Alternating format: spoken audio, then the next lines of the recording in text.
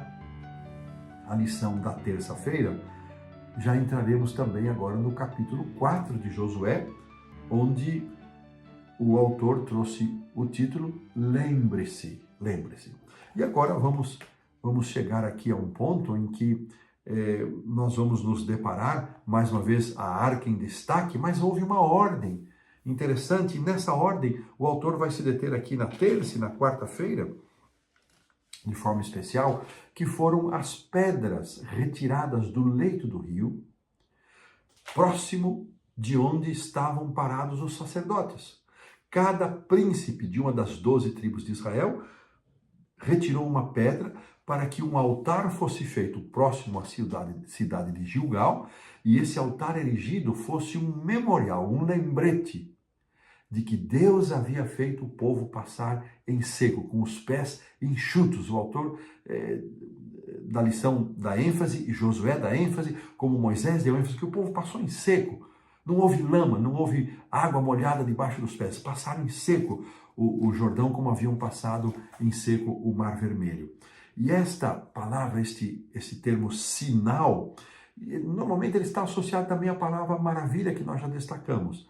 E isso também pode se referir a um símbolo, um sinal externo. Nós temos na Bíblia alguns deles: o arco-íris, o sangue lá na porta, o sábado, todos são chamados de sinais. E em Josué 4, o sinal é um memorial que deveria ser transmitido, a lembrança do fato da travessia devia ser transmitida de geração em geração, como um milagre contado dos pais para os filhos. E este termo memorial, ele vem de uma palavra hebraica zakar, que indica mais do que um ato passivo de recordar algo. Significa praticar uma ação correspondente. Ou seja, não era só contar uma história, o povo passou. Não, eles deveriam, é como se eles revivessem aquela travessia. Era uma lembrança que deveria produzir neles gratidão, deveria produzir um impacto de gratidão que suscitaria ao mesmo tempo uma renovação do compromisso de fidelidade a Deus. Irmãos, isso é muito impressionante. E aqui, vou pedir para a produção colocar o versículo 6 do capítulo 4, e diz assim: para que isto seja por sinal, já comentamos a palavra sinal, e quando os vossos filhos no futuro perguntarem, dizendo, que vos significam estas pedras? Por favor, produção, verso 7, então lhes direis que as águas do Jordão foram cortadas diante da arca da aliança do Senhor. Em passando ela foram as águas do Jordão cortadas.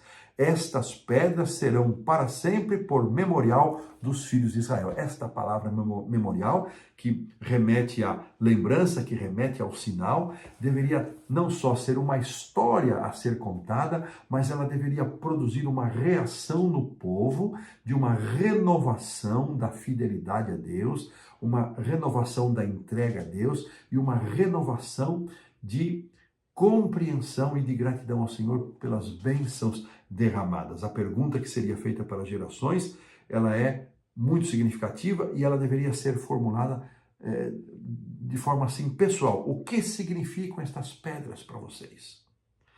Cada nova geração deveria, por isso, na mente e no coração, entender o significado daquelas pedras. Sabe, irmãos, nós precisamos de memoriais em nossa caminhada espiritual, em nossa caminhada religiosa, para não só nos fazer lembrar de certas coisas, mas para despertar em nós uma renovação do nosso compromisso espiritual com Deus. Aí estão as semanas especiais de oração, aí estão os 10 dias de oração, aí está as semanas de evangelismo, no primeiro e no segundo semestre. São oportunidades que Deus nos dá, são memoriais, são sinais que Deus nos dá para reformularmos, para renovarmos os nossos votos de fidelidade a Deus e a nossa compreensão da atuação de Deus em nossa vida. E nós precisamos disso, como Deus sabia que aquele povo precisava, Deus sabe que nós precisamos hoje também. No fim, irmãos, nós precisamos desenvolver a nossa fé constantemente, mas uma fé que esteja alicerçada não nas tradições, mas uma fé que esteja alicerçada na convicção da palavra de Deus, que deve ser para nós uma espada viva, cortante, que nos aproxime de Deus e nos conduza, que nos ilumine o caminho, que nos mostre o caminho em que devemos andar. E desta maneira, nós então colocamos um ponto final na lição da terça-feira.